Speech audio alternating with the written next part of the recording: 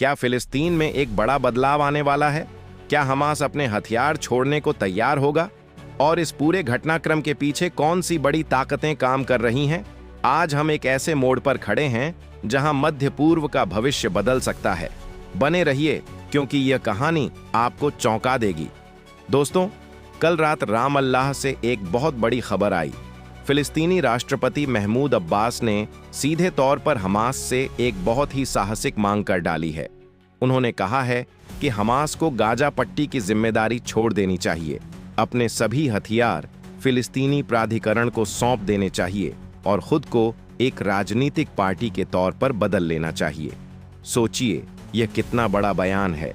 अब्बास का यह बयान ऐसे समय में आया है जब उनसे उनके उत्तराधिकारी के नाम की घोषणा करने की उम्मीद की जा रही थी।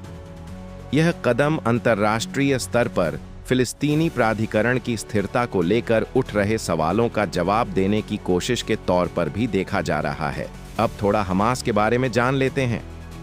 हमास, जिसे कई देश एक आतंकवादी समूह मानते हैं, गाजा में एक मजबूत ताकत है। हाल के महीनों में इजरायल और संयुक्त राज्य अमेरिका ने भी हमास से हथियार छोड़ने का आह्वान किया था, लेकिन हमास ने हमेशा इसे सिरे से खारिज कर दिया है। उनका कहना है कि उनके हथियार फिलिस्तीनी लोगों की रक्षा के लिए हैं।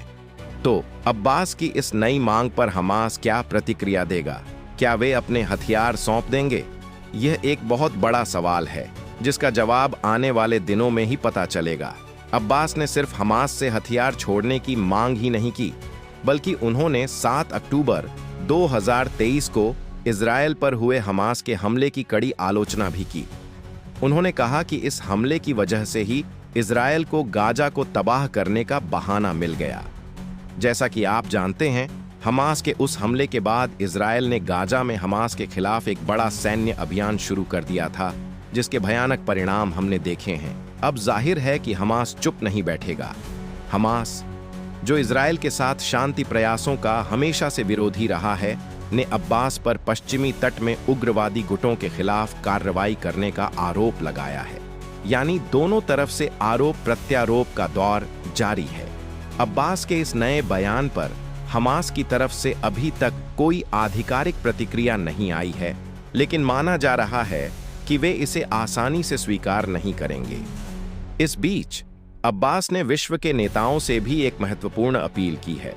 उन्होंने उनसे आग्रह किया है कि वे इजरायल पर दबाव डालें ताकि वह गाजा में युद्ध समाप्त करे, अपनी सेना वापस बुलाए और यहूदी बस्तियों का निर्माण बंद करे।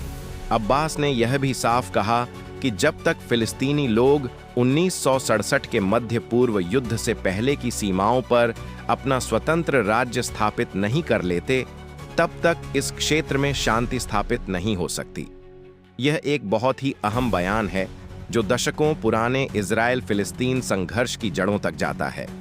तो दोस्तों, अब सबसे बड़ा सवाल यह है कि इस पूरे घटनाक्रम का भविष्य क्या होगा? क्या हमास अब्बास की बात मानेगा? क्या अंतर्राष्ट्रीय समुदाय इस मामले में कोई बड़ी भूमिका निभाएगा? इजरायल और अमेरिका का इस पर क्या रुख होगा? यह सब कुछ आने वाले दिनों और हफ्तों में साफ होगा। यह घटनाक्रम निश्चित रूप से मध्य पूर्व की राजनीति में एक बड़ा मोड़ ला सकता है। हमें यह भी देखना होगा कि इस पर अन्य फिलिस्तीनी गुटों और आम फिलिस्तीनी जनता की क्या प्रतिक्रिया होती है। क्या वे अब्बास के इस कदम का समर्थन करेंगे या इसका विरोध करेंगे? दोस्तों, आपकी इस पूरे मामले पर क्या राय है?